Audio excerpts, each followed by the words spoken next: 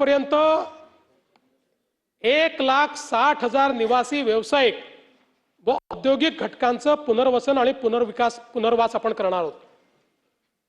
यामध्ये आपण मागे निर्णय केला होता, त्या निर्णयाप्रमाणे माननीय उच्च न्यायालयाच्या निर्णयाप्रमाणे पहिल्यांदा 2000 ची कट ऑफ डेट होती।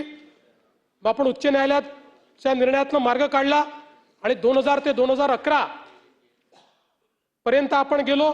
फक्त 2011 पर्यंतच्यांना आपण 2.5 लाख रुपये सशुल्क म्हटलं। आता या प्रकल्पामध्ये 2000 पूर्वीचे किंवा जे लोक आहेत त्या सगळ्यांना धारावीमध्येच 350 चौरस फुटाचं घर आपण देणार आहोत। जे 2000 ते 2011 वाले आहेत त्यांना 2.5 लाख रुपये भरावे लागतील, पण त्यांना धारावीमध्येच घर आपण देतो आहोत। सगळे एलिजिबल 100% एलिजिबल लोक धारावीतले हे धारावीमध्येच त्यांना घर दिलं जाईल। आणि हा पहिला प्रकल्प आहे, कारण इनएलिजिबल लोक पुष्कळ आहेत आणि आपण एकात्मिक प्रकल्प करायचा ठरवला आणि तिथले हे इनएलिजिबल काढून कुठेतरी टाकले तर ते दुसरीकडे झोपडीच तयार करणार आहेत, ते काही कुठे जाणार नाही। त्यामुळे आपण इकडनं त्यांना या नरकातनं काढून दुसऱ्या नरकात टाकणार, किंवा या नरक म्हणणं चांगलं नाही पण या वाईट अवस्थेतनं दुसऱ्या वाईट अवस्थेत टाकणार। म्हणून पहिल्यांदा याच्यात आपण निर्णय घेतला की जो एलिजिबल नाही त्यालाही आपण घर देतो आहोत आणि त्यातले जे धारावीत मावतील ते बाकीच्यांना धारावीत बाहेर देतो, पण जवळपास देतो। त्यांच्या जागा देखील आपण आयडेंटिफाय केलेल्या आहेत आणि अतिशय सुंदर अशा प्रकारची घरं आपण त्या ठिकाणी देतो। ज्यांचे गाळे आहेत त्यांना गाळे देतो, सगळ्या गोष्टी। म्हणजे हा प्रकल्प असा आहे की ज्याच्यामध्ये ज्या ज्या अडचणी येऊ शकतात त्या सगळ्या अडचणी आपण दूर केलेल्या आहेत। आणि आम्ही असं ठरवलं, पहिल्यांदा आमचं ठरलं होतं की आता प्रकल्प सुरू झालाय, रेल्वेची जागाही मिळाली, त्याचंही काम चालू झालंय, या प्रकल्पाचं एक भूमिपूजन करावं। पण नंतर हा निर्णय मी केला आणि आमच्या सहकाऱ्यांना सांगितलं की भूमिपूजन नाही, पुढच्या 1.5 वर्षामध्ये रिहॅबचे 10,000 घरं पूर्ण करायचे आणि त्या घरांचा चाव्या देण्याचा कार्यक्रम, या स्लमच्या लोकांच्या रिहॅबच्या चाव्या देण्याचा कार्यक्रम 10,000 लोकांचा हा माननीय प्रधानमंत्र्यांच्या हस्ते करायचा, अशा पद्धतीचा निर्णय आपण या ठिकाणी घेतलेला आहे। यासोबत मुंबईमध्ये झोपडपट्टीचा जर विकास आपल्याला करायचा असेल तर क्लस्टर पद्धतीने आपल्याला जावं लागेल। आपल्या लक्षात आलं, आपण सगळे पद्धती करून पाहिल्या, मागच्या काळात 3K आली पण 3K आपली यशस्वी होऊ शकली नाही, कारण त्याच्यात खूप फॉल्ट्स होते। पण क्लस्टर हेच उपाय आहे, कारण जर मुंबईमध्ये तुम्हाला डेव्हलपमेंटही करायची आहे, ओपन स्पेसेसही द्यायचे आहेत, मुंबई लिव्हेबलही ठेवायची आहे, कॉन्क्रीटचं जंगलही होऊ द्यायचं नाही आहे, तर आपल्याला हे सगळं क्लस्टर पद्धतीनंच करता येईल। आणि म्हणून शासनाने हा निर्णय केला आणि मुंबईमध्ये जवळपास 19 क्लस्टर आपण तयार केलेले आहेत। या 19 क्लस्टरमध्ये बहुतांश मुंबई जी आहे ही स्लम फ्री आपल्याला करता येते। याच्यामध्ये पहिल्या क्लस्टरचं आपलं आता वर्क ऑर्डर स्टेजला आपण आलो जुहू गल्लीमध्ये। आता जे क्लस्टर आपले टेंडरच्या स्टेजवर आहेत त्याच्यामध्ये आझमी साहेब, मानखुर्द शिवाजीनगर, बेरामबाग बांद्रा ईस्ट, मजासवाडी गोरेगाव आणि एंटॉप हिल, आणि याच्या व्यतिरिक्त इतर क्लस्टरचं जे काही आहे ते काम या ठिकाणी चाललेलं आहे।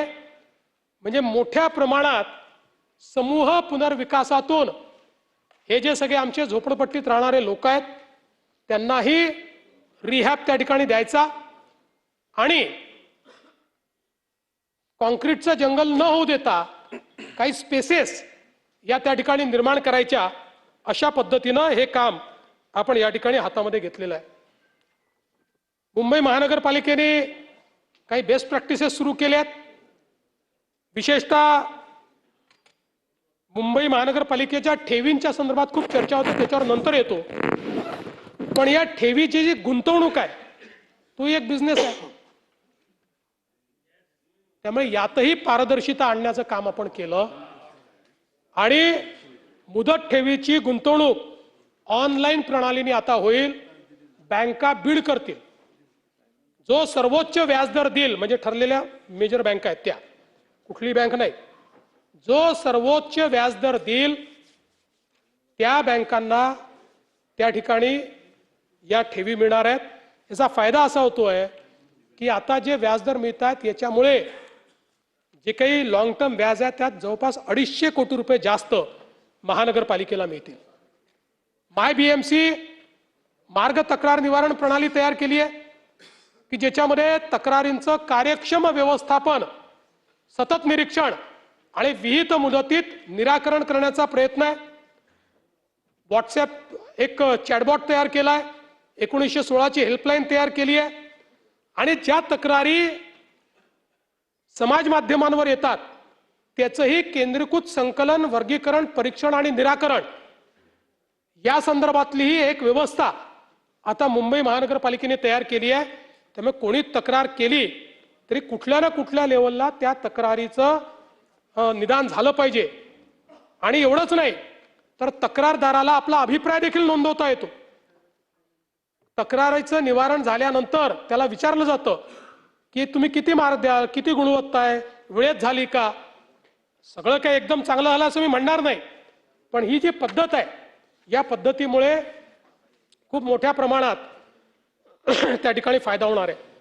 दुसरं, पारदर्शिता आणण्याच्या या संपूर्ण प्रयत्नांमध्ये आपण तंत्रज्ञानाचा चांगला उपयोग करतो, ज्यामध्ये संपूर्ण शहराचं डिजिटल ट्विन तयार करण्याचं काम सुरू केलेलं आहे. या डिजिटल ट्विनच्या माध्यमातून विस्तृत भौगोलिक माहिती संकलित केली जाते.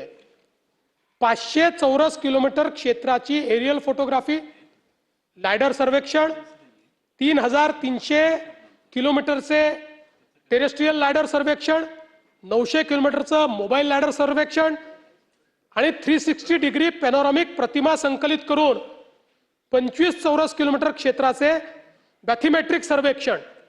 अशा पद्धतीनं पूर्णपणे मुंबई शहर हे देशातलं पहिलं शहर असेल की ज्याचा डिजिटल ट्विन आपण तयार करू. 100% प्रत्येक गोष्टीची माहिती आपल्या डिजिटल ट्विनवर आपल्याला अवेलेबल असेल. कुठलीही गोष्ट प्लॅन करायची असेल तर या डिजिटल ट्विनवर जाऊन आपण प्लॅन करू शकू आणि त्यामुळे जी अचूकता आहे, नाहीतर आपण काम सुरू करतो, मध्येच कुठेतरी पाण्याची लाईन येते, मग ते काम बंद होतं, कुठल्या तरी वायरी येतात, संपूर्ण भौगोलिक आउटपुट यातनं आपण तयार करतो आणि याचे जे डिटेल मॉडेल्स आहेत, 3D mesh models, contours, digital surface models, digital terrain models, base maps आणि जीएस लेयर्स, या सगळ्या गोष्टीचा समावेश यामध्ये आहे. पुढच्या काळामध्ये आपल्यालाही जर याची माहिती घ्यायची असेल तर याचे एक एक्सपिरियन्स सेंटर देखील आपण तयार करतो.